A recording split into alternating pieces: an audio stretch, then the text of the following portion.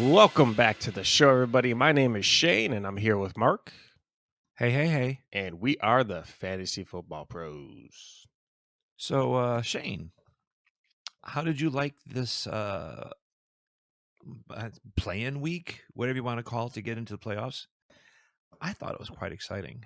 I find it to be one of the most boring weeks in the NFL. the last week right before the playoffs, like the good teams are not starting anybody worthwhile, and it's just like come it's on. just like it's a practice squad versus practice squad, or half starters, half practice squad. Oh, man, come on. You got 2 games going into overtime deciding who gets in the playoffs. How is that not exciting? And then it comes down to a tie or not a tie, to be or not to be. What happened was that Staley, the Chargers head coach, decided to take a timeout when it really looked like that the Vegas was going to just wind down the clock and kneel on it and go for a tie for the game, and the two of them both make the playoffs. But then he decides to take a timeout to outsmart the other guy. So the other guy said, "Fuck you! I'm going to kick a field goal now." How is that not exciting? Is it exciting that 2/3 of the NFL teams like make it to the playoffs, They do and, not. and teams that are like not deserving to be in the playoffs make it into the playoffs? It's a Cinderella story. Is it? The Cinderella story. Like last season, we're Bears fans, or you used to be. Nah, fuck the Bears. They made the playoffs last season, and they were just a horrible team. And I was actually upset that they made it there because they didn't deserve to be in there, and they deserved a better draft capital. Yeah, I mean, I know they didn't deserve last year, and I wasn't happy that they made it either because I'm like, what difference does it make? They're going to be done, one game and done. And that's pretty much how a lot of these teams that snuck into the playoffs are going to be, one and done. But you got a team like Pittsburgh, for instance, that somehow knocks the Colts out of it, right? And they know this is Ben's last go around. It looks like they're really playing to get Ben keep his career going. How is that not exciting? That is exciting when you get to see something like that. But there's what, 14 out of the 32 teams make it. That's about just under half. It's just a lot of teams. It is. I mean, it's not hockey for crying out loud, though. No, but if you don't have 9 wins, like, are you really expecting an exciting game in the playoffs? Ooh, so how about this? How about the NFL makes a rule change and saying you can't make the playoffs unless you have to qualify with at least 9 wins. If you don't have 9 wins, you can't make the playoffs, and we'll go to a different division and grab someone else out of it. Yeah, you need to be an exciting football team to watch. Yeah, let's just change the rules right now for him. How's that Yeah, sound? there you go. You don't even have to be a good team. You just need to be entertaining. Oh my gosh. But I'm still looking forward to this the wild card weekend. Oh, hell yeah. Playoffs is the best of any sport. It doesn't matter what the sport is. You go to the playoffs, and I'm definitely watching it. Like, Yeah. soccer is hard to watch. Yep. However, when you go to the World Cup, I am all over that. Isn't that crazy? I Mhm. will not sit down and watch a soccer game. But when it comes, like I said, to the World Cup, I'm watching. Well, when you're watching the best of the best, that's a completely different story, right? Yeah. I know what you're saying. Like, I go to concerts all the time. I go to see about just about anybody. I see every type of genre. I like watching people do things that they're better at than anything I know anybody can do or I could do. Mm-hmm. You know, I don't care if it's watching the cornholing on ESPN. I know they'll kick my ass in my backyard. I've watched a little bit of curling in the Olympics. I love that. I'm actually kind of like into it. I'm like, I could totally be a sweeper on this team. You even know the terms. Yeah. Like, you guys need to curl it. All right. Oh my gosh. Let's go back to football. Okay, here we go. So we're just going to talk about some coaching changes and teams that have fired their coaches and are now in the hunt. So I know you got on your list. Who's your first on your list you want to talk about? The Raiders Yes. are looking for a new head coach. Are they? I don't know if you heard, but they did fire John Gruden for being, was it sexist, racist, homophobic, um, bullying. Am I missing anything? I also like to have sit down and have a beer with Chucky and watch a football game, though.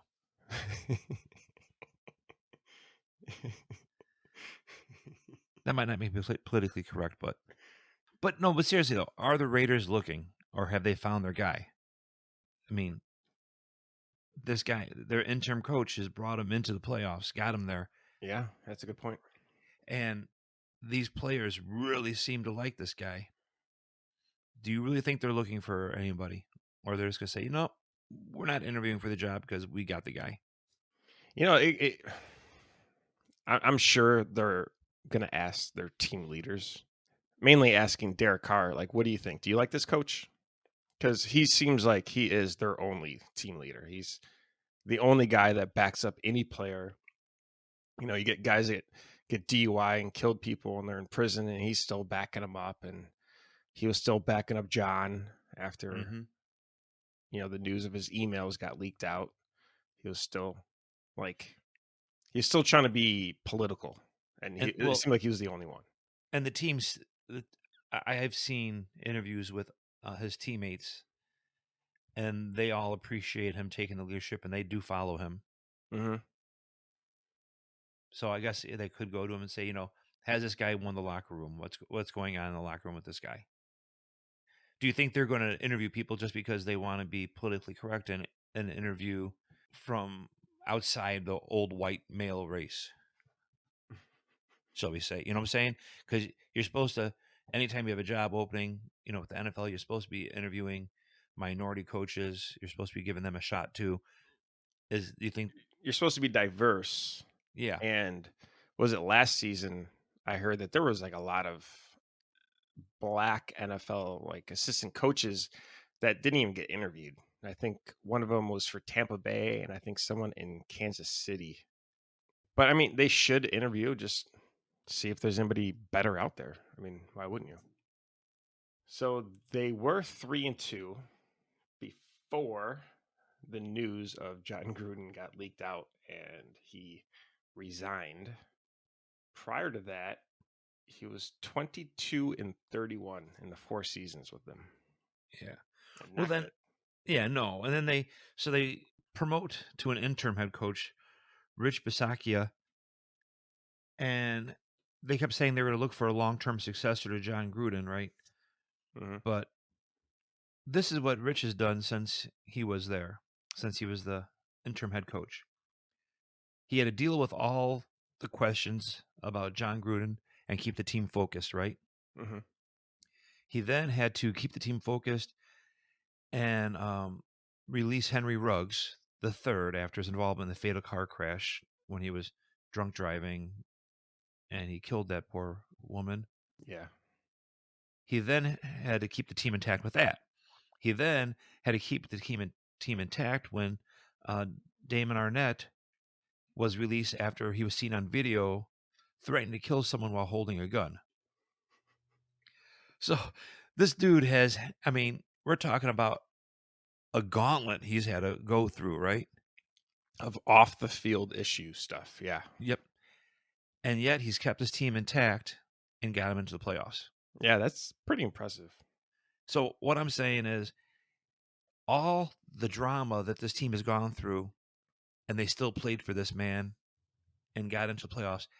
I think it would be a stupid move if they do not make him the long-term head coach. I just think you could lose the locker room that way. You could lose whatever credibility you have with the players at this point. You could, but at the same time, if he remains as one of the main coaches, I don't know if he was an offensive or defensive coordinator. I mean, and I guess if they don't see fit to see things the way I'm telling them to see it, because why, and I know they listen to me, of course. Yeah, they all listen to the show. Yeah.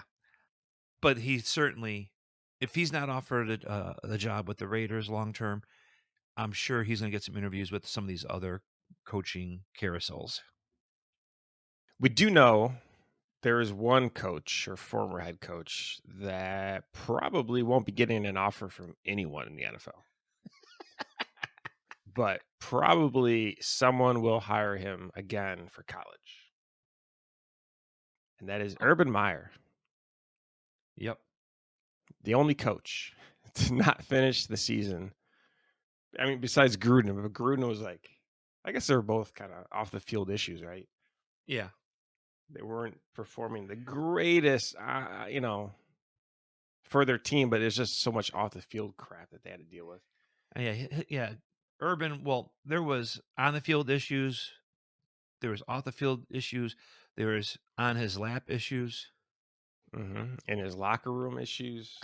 There's so many issues. Yeah. But the man only went 2-11. That's And what happens when you think you're God and God says, no, I'm going to fuck your life. it's like he has such a talented team, such a young team. And you'd think it would be a good fit because he's, used to be a college coach. So he's used to young players. But no, that wasn't the case at all. I think it was just like during these games, he just kept on thinking about, heading to the bar and hitting up some young girls. you know that whatever college he ends up at again, there's going to be something in his contract about co-eds. And staying away from them. Yeah.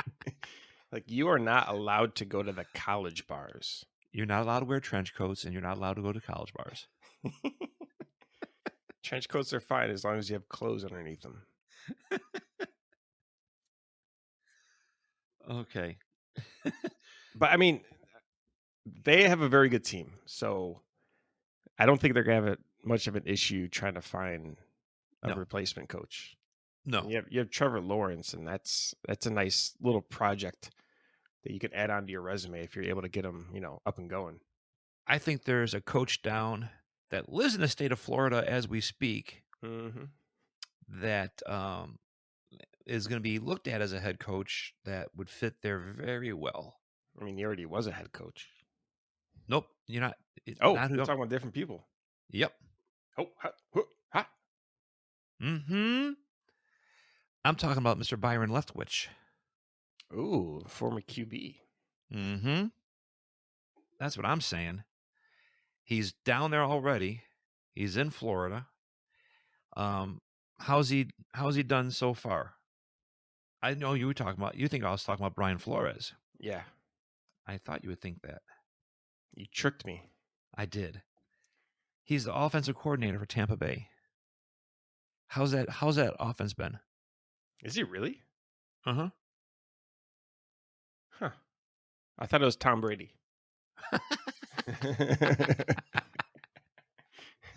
Oh. Swear to God. he had 2 job titles. He just keeps on looking at the sideline going, no. And then he goes back to the huddle. He's like, all right, we're going to do this play. Yeah. But anyway, so I could see possibly, I wouldn't be surprised if he gets a job interview with Jacksonville and see what happens. Well, I think that they would want somebody that's going to help develop their young QB. And do you feel like Leftwich could do that? Well, yeah. Let's put it this way: the Bears think so. They requested permission to interview him. Well, they've requested permission to interview a lot of people. I mean, it's not like he developed Tom Brady. No. And he wasn't the greatest QB. I don't know if you remember. Here's the thing. Okay. I know you might be a little too young, but Okay. 2019 though, he was offense coordinator down there before Brady got there. And with Jameis Winston, they ranked 3rd overall in scoring in 2019. mm-hmm. That's before Brady got there. But he was also a horrible quarterback that year. he was just throwing interception because he just kept on Yeah. chucking the ball Yeah, he was chucking the ball. Yes, he was. for better or worse. Yeah. So I don't anyway, know. I don't know. I don't know if that's a good thing. but he's definitely going to get some looks, and Sure. I'm thinking you'd want a former quarterback working with a young quarterback. Yeah, on paper that sounds good. You definitely don't want any more Urbans. No. So let's move over to the Broncos, and they fired Vic Fangio, super vet. He went 19-30 in 3 seasons with the team. Yeah. That's not good. No. And on No. paper, they have a very strong team. They're just missing, the quarterback position. That just shows you how important that position really is. Mm-hmm. I mean, the Bears have shown that year after year. Yeah. But 19-30 with a defense like they've had. Yeah, strong defense, really good wide receivers. They had 2 dynamic running backs this season. Mm-hmm. And they're really just missing maybe an offensive line and a QB, but you can easily fix that in the draft. I'd really like someone to come into that job and say, Javonte Williams, he's our number 1 guy. Oh, we'd both love that because Yeah. we have him in like keeper leagues. Yeah. Do you have him in a keeper league?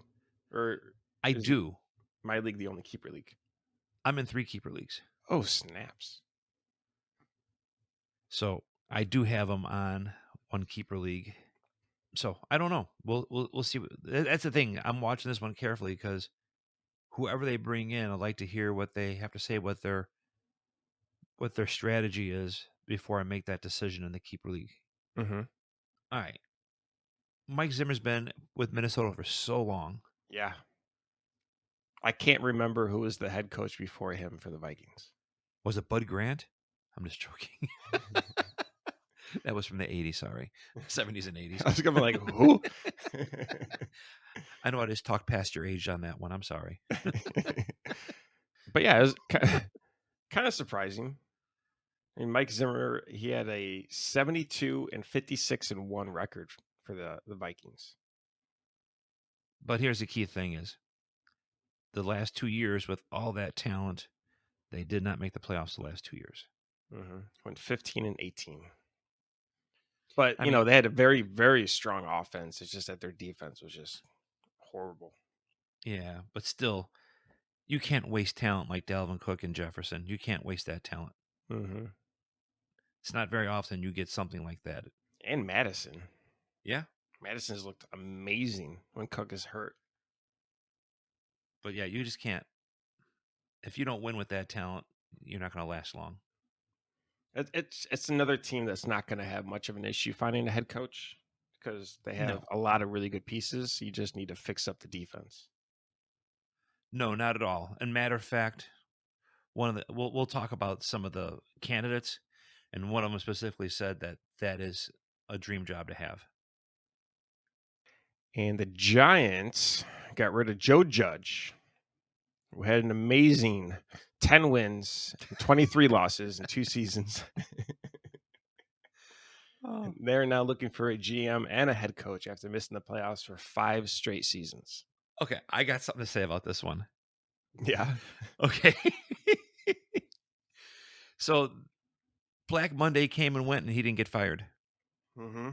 They waited to Tuesday to fire his ass, right? Yeah. You know what that reminds me of? You ever watch the movie Major League? Yeah. And they would always look for that yellow card in their locker. Oh, yeah. During spring training. Yeah. They would peek into their locker to see if they could see the yellow card, and they quickly open it up and say, "Is it there?" That's kind of like what they just did to Joe Judge. He sat there in his office probably waiting for the phone call, staring at the phone, waiting for that phone call to go see the owner or the president. It never came. He probably went going, "Oh, God, I'm safe." And then they would let him go home thinking that, and then Tuesday, boop, you're gone. Yeah, he walks into work and sees this big yellow tag just right inside his office. A life-size. With a yellow moving van out front. Yeah. Go on, get going. Anyway, I'm sorry. I mean, you're averaging 5 wins a season. That's bad. Yeah. And they had a lot of really talented wide receivers this year. A Mm-hmm. lot. They just no one could stay healthy. The offensive No. line was horrible. They need a QB. And you went out and spent so much money on a wide receiver who his season total for touchdowns was the same as many touchdowns as I had. And then you got the Dolphins, and they fired Brian Flores, who went 24-25 in 3 seasons. And I think this one is more shocking to a Yes. lot of people because, yeah, like he didn't have that greatest record in those 3 seasons, but the Dolphins weren't the greatest team overall when he Mm-hmm. arrived. And he's actually considered a very good head coach. And he went 24-18 in his final 42 games. So that's the guy I thought you were talking about earlier. I know you were. Here's the thing. You know what kills me? Okay, he went only coach ever to start 1-7 in a season and end up with a winning record. Yeah. First time ever. I don't know if that's a good thing though. But maybe it is. That's telling me that he developed people as the season went on. Yeah, that's what I was gonna go. Like, yeah, you did go 1-7, but a good sign, or sorry, good sign of a good coach is that you improve as the season goes on because you know your team's identity and you know the strengths and weaknesses, and you're able to change. And Mm-hmm. that's something that I know that as a Bears fan, I would love to see. our coaches have a very hard time of doing is changing. That was Nagy's main issue, is that he switched quarterbacks. You know, he went from a Folds and an Andy Dalton over to Justin Fields, and those first 2 quarterbacks are not the same kind of quarterback as Fields. Well, and again, when we get to Nagy, look at his thing. Every game, he was so outcoached at halftime. Every single game, halftime, there was promise, and then all of a sudden, they completely shifted things up. And the players said, Mhm. well, what happened in the second half? Well, they changed how they were how they were rushing us. They changed their defense. Okay, well then, why didn't you change your offense? Or Yeah. It- Brian Flores obviously made adjustments, made changes, and I would love to see him as the Bears coach. But yeah, anyway. it honestly seemed like that in most games that we'd have a very strong, especially the first quarter. The Bears look super great in the first quarter, Mm-hmm. defense and offense. And then as the season or as the game continues, it just gets worse and worse and worse. It just looks like the morale, like it's just gone. Yeah. All right. So while we're talking about, let's talk about Bears got rid of Matt Nagy. Ooh, surprise! Yay! Dun, dun, dun, Yay! dun. Yeah. And they got rid of their Ryan Pace as their GM also. Yeah. Which, he is responsible for giving up 2 first-round draft picks to draft a first-round quarterback. Yes. So Matt Nagy came in. Overall record 34-31. Not horrible. But after his first season, he was 12-4. He was the coach of the year. Amazing first season. We were all like super excited. We finally got a good head coach, right? And then he I went. don't know if it was that. You don't know? I don't know It about went that. 12-4. Yeah, but how much You was weren't that? excited? I mean, yeah, I guess I was, but it's one of those things was how much of that was developed before he got there. Sure, but it still happened. Yeah. Then he went 20-27. He was unable to develop Mitchell Trubisky, which is the main reason he was brought in, was to develop the young quarterback. That didn't seem to work out. So then they drafted Justin Fields, and it seemed like he had no idea how to trade him. And do you think he did a good job of training Mitchell Trubisky? No, Wasn't this guy an offensive coordinator before head coach? allegedly. Yeah, not impressed. Not And impressed. he's just like he's complaining about the defense. It's like, no, defense has been top 10. It's a top 10 defense. Stop complaining about the defense. Is the offense that's Yeah. just playing like crap. Yeah. What he's supposed to be good at. And Yeah, him that making was a reason that he was brought in. Yeah. yeah. And what he was doing the play calling of yeah, not good. Not good. So as Bear fans, we have a little more insight on the Bears and their history. And we know that the owners of the team, they see this as a business and they're not fans of the Chicago Bears. They're probably not even fans of the NFL, besides that it makes them money. They're fans of their bank account. Yeah. But the good news is that unlike other seasons, they've been very aggressive of trying to interview all these coaches, which, they haven't interviewed anyone yet. They're just seeking permission, but this is a very encouraging sign. And then they made a committee, right, to replace the GM and the head coach. And one really, really impressive thing that they did is part of their 5-person search committee team is that they brought in Bill Polin. Mm-hmm. Bill Polian. Man, would he was just famous for doing such a great job at drafts. Yeah, I mean, he's a legendary coach. Yes. He had hirings of Marv Levy and Tony Dungy. Both have been inducted to the Hall of Fame. I believe we've seen this guy many, many times on ESPN. Yeah. Very, very smart man. And to have him in this committee is just like a godsend because he's going to do his best to find the best candidates for this Yes. team. So, do I trust in their ownership? No.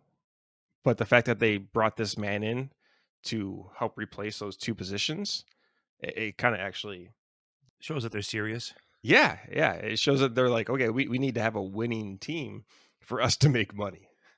Yeah. No, I like that a lot. I love that. Yeah. There is a lot of interesting candidates out there. And what's really cool is, years ago you couldn't interview any of these assistant coaches while they were in the playoffs still. You now with the NFL can get permission from teams to talk to their coaches about head coaching positions. And I believe you can hire them before the season's even over. Yes. So they could be playing for the enemy. Like they could be in the Super Bowl playing for the enemy, which is just weird. I find that to be like a little conflict of interest. Here's some names that people are talking about. The top of the list has to be Brian Flores. Mm-hmm. He's got to be. It's not just us saying, "Oh man, we think he did a really good job in Miami," and look at how he developed, and look where he went. That they got rid of him too early. Teams are looking at that the same way, raising their eyebrow, going, So we can talk to this guy. And he just had a quarterback like Justin Fields with Tua. Yeah. So I think he's at the top of the list of people to talk to. Yeah, I would agree with that. The other people, if we're going to the college ranks, Jim Harbaugh. Nah, I don't think we should be bringing in any college coaches. I'm not talking about for the Bears. I'm just talking in general. No, so am I. Okay. I don't. I mean, they have. Okay. But don't forget, he was 44-19 with San Francisco, so he's not just a college coach. He was a very, very successful head coach in the NFL. Yet he ran away. Yeah, he went Probably for good reason. It was his dream job of being the head coach at Michigan, where he played football at. That's just weird to me. Your dream job is to get demoted. And those college coaches make bank, man. They make bank. I think it's the girls. There you go. But here's one interesting side note to this. Miami, who just let Flores go, right? The owner there is a big donor to Michigan. Now, I know they've come out and said, no, we're not interested in Jim Harbaugh, but that again could be just a smokescreen. Mm-hmm. Like I said, it was a big donor to Michigan. It just kind of, things are looking like maybe there's something here. I don't think the NFL needs any more khaki pants. Because that man wears some tight khaki pants. Yeah, he does. While we're on college coaches, there is one that came out today that is some rumblings that the NFL is looking at him as some teams might be looking to interview him as a head coach. And this would be a great fit in Jacksonville because they just got rid of one ass-bag college coach. They can bring in another ass-bag college coach in Lane Kiffin. That would be just right up Jacksonville's. And why is that? No, just saying that's something stupid enough that they would do. Oh, I don't know anything about him. I mean, he's had a tumultuous college coaching career already. It's just one of those things that he always gets himself in trouble somewhere because he's doing something that could be illegal, against the rules. He's pissing these people off. He's pissing those people off. But yet, the rumor is that he's going to be talked to by NFL teams for coaching. So that's another. Yeah. That sounds like a huge mistake. Yeah. Like we just kind of went through that with Urban Meyer. So I why would you bring understand. another douchebag? It doesn't work. Like it might work when they're coaching children, but when they're coaching with like grown ass men that aren't going to take your crap, Mm-hmm. like it's not going to work. I know that, but there's a lot of team owners that don't know that. Mm-hmm. Coordinator wise, I guess you have to look at teams that are doing exceptionally well looking at their coordinators, right? So Buffalo Bills offensive coordinator probably will get looked at. He'll probably get some interviews. Mm-hmm. Mm-hmm. I mean, especially look what he's done with Josh Allen. So would this be a good fit for, Jacksonville or Chicago looking with these young quarterbacks to bring them around? They see what he did with Josh Allen. Yeah, because Josh Allen, his second year, just really came out of nowhere, right? Yeah. And kind of started dominating the league. So And it seems like he's a great quarterback developer. yeah, I mean, I think the people are gonna see that and see when he arrived in Buffalo. He arrived in 2018. The Bills were ranked 30th in offense when he got there, Oh wow, okay, that's a great improvement. and now they were third in offense this year. And they finally got the running game figured Yeah. out. So I think he'll probably get some looks. Yeah, he did. He definitely seemed like he did a great job. Again, Byron Leftwich is going to get some looks, could probably get a couple interviews. And here's one that checks all the boxes. All right. Eric Bieniemy, the Kansas City Chiefs offensive coordinator. I mean, look, that offense that he runs. I like that offense. Yeah. Yeah. It's just a lot of movement. I like that. And honestly, it'd be a good fit with the Bears with the running backs and the wide receivers that they have. They could do a lot of that. Mm-hmm. So I think that you've seen the last of Bieniemy being his offensive coordinator in Kansas City. I don't know how he doesn't get a job this year. It looked like he was going to get a job last year, and he just got looked over. How can you look over him again? Did he get looked over, or did he decline? No, he got pretty much looked over. Okay, because I know there were some coaches out there that just decided like, no, I'm gonna stay a defensive or offensive coordinator. I'm not sure if he was one of them.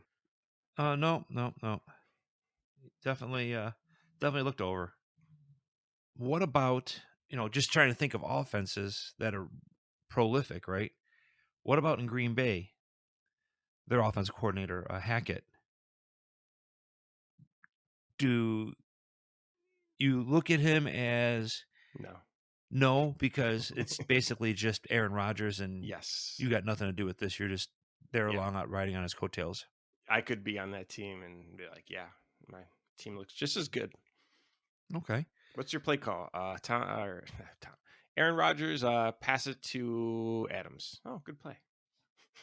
All right. Well, then let's look at some other coordinators. How about in Dallas? You got two coordinators that are going to get interviews for jobs. One being Dan Quinn, their defensive coordinator, who was a head coach, 43 and 42 in Atlanta as a head coach. Was either, and let me ask you this: was either defensive coordinator last year when their defense was absolute trash? No, he was not. Then yeah, he should definitely be looked at because that was a big improvement to Yeah. where their defense was actually shutting teams out towards the end. Yeah. Compared to being the worst team. Like, And don't forget, in Atlanta, he did guide them to the Super Bowl. I mean, they lost, blowing a 28, blowing that big lead to the Patriots, but he did get them to the Super Bowl. yeah, that's impressive. And losing to the Patriots is just a thing people do. All right, yeah. I'm just going to reading some stats here. So he took over this year as a defensive coordinator. In 2021, Dallas led the league in takeaways, 34 takeaways. They only had 23 the year before. So I don't know. This team did their defense really did look really good at the end of the year, didn't they? Mm-hmm. So yeah, I think he's going to get looks. And then Kellen Moore, their offensive coordinator, young dude, 33 years old, right? What do you think about? I mean, he's had this unit for 2 years. He's had them now. He's been offensive coordinator for 3 years now in Dallas. Well, that part is a little confusing because they just have a lot of talent. Yeah. Throughout the entire offensive line, wide receivers, running backs, the quarterback. But they've been like all over the place. Like sometimes they look really, really dynamic in the passing game, and other times like their passing game looks horrible, and then their running game looks really good, and other times their running game looks half-assed. So that one's a little harder to judge. But the defensive coordinator, yeah, I definitely think he did a great job. Okay. I mean, it's not like the offensive coordinator did a bad job. He just was not consistent. Okay. Other coordinators. We already talked about the offensive coordinator in Buffalo. How about Leslie Frazier, the defensive coordinator? Bills ranked number 1 in yards allowed for the regular season. Yeah, that guy did a great job. I mean, he's been looked over so many years for a head coaching job. He hasn't been overlooked in the past. He was a Vikings head coach between 2010 and 2013. He went 21 and 32. Do you look at him again as a head coach? I know that's not a very impressive record. Yeah. It's kind of scary. But I mean, that was a long time ago, right? That was almost Yeah. 10 years ago. So Yeah. it's not like he hasn't changed and he hasn't learned. And then you also have some other ex-coaches, ex-head coaches in the NFL before that might be looked at. Todd Bowles, who was the defensive coordinator in Tampa Bay, but was the head coach in the Jets for 3 straight losing seasons. Just think, I don't know if the NFL at this point is looking to retread some of these losing coaches, saying, okay, now you've learned a little bit more. Maybe it's time again. You got him. You got Doug Peterson, the Eagles' former head coach. You've got Jim Caldwell. Now, and this one makes more sense to me just because of where we at as a society right now. So Jim Caldwell led the Colts to a Super Bowl ring in his first season in 2009. But then by 2011, he was 2-14 without Peyton Manning there. He then was the head coach in Detroit from 2014 to 2017 and had a .563 winning percentage. But then he was gone. All right. Here's a guy that demands respect in the locker room. He's one of these coaches that changed cultures in locker rooms, right? Mm-hmm. In this day and age, uh, where we are in society, there's no dirt on this guy. I mean, there's nothing to say he's gonna go have a co-ed, give him a lap dance. There's none of that. Everybody says he's just an upstanding citizen, demanding and giving respect to players. Does he get another look now? Here's someone that maybe I think he's one of these guys that does deserve another look, another go around. Yeah, I totally agree with you, 100%. I don't know. So there's definitely some interesting things out there. As a Bears fan, what do you want to see him do? There is someone that I've wanted them to hire for a long time, but he has not thrown his name in the hat. But I think he's one of the most intelligent I know, NFL I know where you're personalities. going. I know where How you're going. how do you know where I'm going? I bet you. Should I mention his name and then you tell me if I'm right or wrong? Go ahead. Uh, Theo Riddick. I I don't know how the hell you just did that.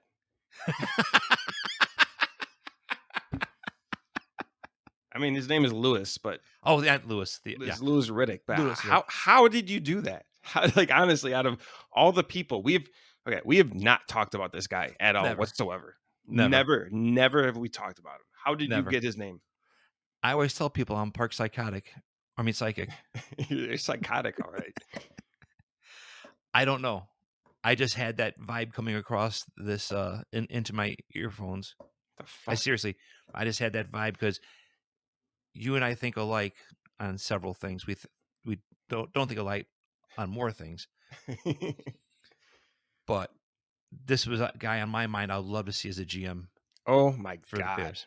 Oh my god. He is so intelligent. Yeah. And like if you just watch him during these games when he's talking, at halftime, he'll tell you exactly what each team needs to do to win the game. And he's always, I mean, not always, but he's extremely accurate and he's probably one of the smartest NFL guys out there right now. And he's still young. He still has it. He could be the head coach. He could be the GM. If he was the GM, that'd be amazing. I'd love to see him as a GM. Yes, that'll be awesome. Yeah, that'd be a beautiful thing. So you then like you that could one, serve huh? him. Then you can serve in your restaurant. I don't know how you got that name. I really don't. That's impressive. Because I know how your mind works. But yeah, ever since he joined the NFL like broadcaster team, and I've just been watching, which would be like, wow, this guy is so smart. How is he not hired by NFL teams right now? Well, I love his breakdowns. Yeah. I love, when it came time for draft day and all that stuff, and then he would break down the draft and what teams need and all that. I love watching this guy, and I completely agree with you that he is one of the smartest football IQ people I've ever seen. Can you imagine him during the draft though? Like he's gonna know, like, well, this team needs that. They're not gonna be drafting this position because they need to be going for this, and this team's probably gonna move up and take this spot. And he's definitely not a guy that's going to trade away next season's first round pick to move up a spot or two. All right, can I give you a boner? Again, sure. No reach around this time though. He was quoted saying, I believe it was yesterday, that the Bears GM job is the most intriguing job in football right now. Ooh. Intriguing for himself? Just intriguing in general.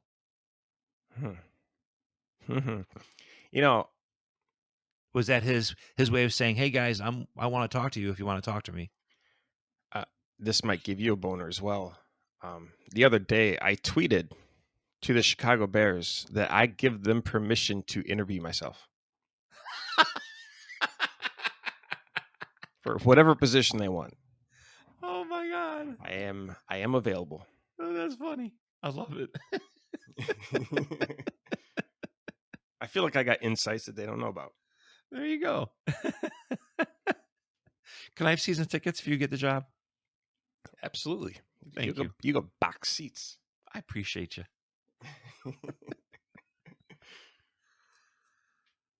Yeah, if that guy was on the Bears, whew, you would quit being a Vikings fan and you would jump on board so quickly. Listen, I've been saying for 3 years now that he should be a GM in football somewhere. I've been saying this for 3 years. Mm-hmm. Now that the Bears have opened the door for opening, yeah. I And would. he's saying that it's an intriguing position. That's ooh. Maybe the stars have finally aligned and we've had all these bad seasons just so that this all aligns for right now. Okay, to the McCaskey family, if you hire him, I promise I'll go out and buy your merchandise. You guys need to go and pay whatever the man wants. You need to get him on this team. I tell you what, if they do that, I will buy a Bears flag, put it behind me on the wall because we're going to start doing the YouTube videos and all that stuff, correct? Mm-hmm. So I will put Bears paraphernalia behind me for everybody to see across the world, showing that I'm a Bears fan if they went and did this. And you can also go to any of Mark's restaurants and eat for free. He could, he could. I give them permission. Yeah, he could. Hell, if they did that, I might even get a Bears tattoo. Wow. That cover your entire back. That's like me being branded like working on the Yellowstone Ranch. No, you don't watch that, do you? No. Damn good show. Damn good show. But with all the hair on your back, I think it'd be a perfect tattoo for that. Dude, I got no hair on my back. I ain't no freaking rug. I know it's going to be white hair now, so you just need to dye it. I got no hair in my back. Just need to dye it brown, and he's got that grizzly bear in the back. That'd be awesome. I got more hair growing out of my ears than I do my back. And why is that, by the way? Why, as you get older, and you'll find this out someday, young man, why, as you get older, you have more hair growing out of your ears than you do on top of your head? I have no idea why. I don't know. I'm not really there. You trust me. And 20 years from now, we're going to have this conversation, and you'll be like, damn, Mark, you were right. Look at this horrible receding line. Man. If I'm still around. Oh, you will be. I don't know. Who knows about that? And that's all the time we have for you today. We thank you for listening in once again. This is the Fantasy Football Pros with Shane and Mark. Thank you very much. See ya.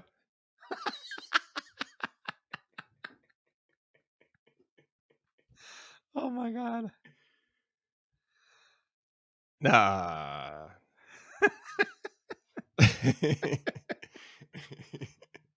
Role reversal. So yeah, that man deserves a GM position for sure. Oh yeah, and that'd be a godsend if he came to Chicago. But you like that one though? I pulled that out of my ass. Yeah, that is all we have for you on this episode. Thank you all so much for listening. Again, we'll be doing this once a week during the off season until probably around summertime. We'll start doing our 2 episodes a week again. Get you prepared for the drafts. Yeah, I'm looking forward to diving in. My brain is taking a little hiatus. It's going to take a really hiatus in 2 weeks when I go to Hawaii. Ooh, lucky you. Yeah.